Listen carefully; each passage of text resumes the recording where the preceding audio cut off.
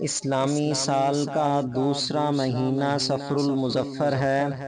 اس مہینے کو زمانہ جاہلیت میں منحوس اور آفتیں نازل ہونے والا مہینہ سمجھا جاتا تھا۔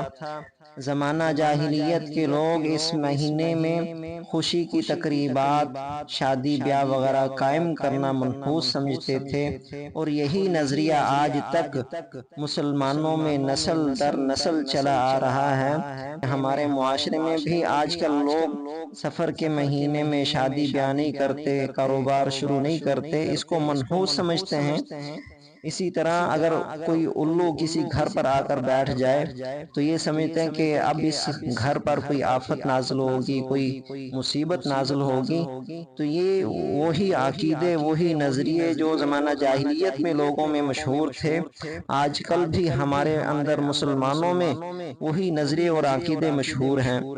حالانکہ سرکار دو عالم صلی اللہ علیہ وسلم نے بہت ہی صاف اور واضح الفاظ میں باطل نظریات کی نفی فرما دی، اور علی الاعلان بخاری شریف میں ارشاد فرما دیا: لا عدوى ولا طیر ولا صفر ولا ہامہ، کہ اللہ تعالیٰ کے حکم کے بغیر ایک شخص کی بیماری دوسرے شخص کو خود بخود نہیں لگ سکتی۔ اسی طرح ماہ سفر کے منحوس ہونے کے عقیدے کی نفی فرما دی، اور الو کے منحوس ہونے کی اور بدشگونی کی بھی نفی فرما دی۔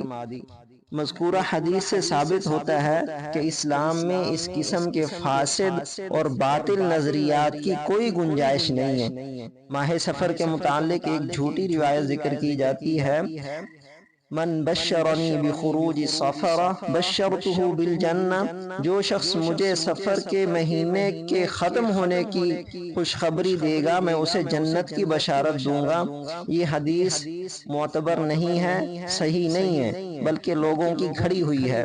اس حدیث کی نسبت نبی کریم خاتم النبیین صلی اللہ علیہ وسلم کی طرف کرنا جائز نہیں ہے۔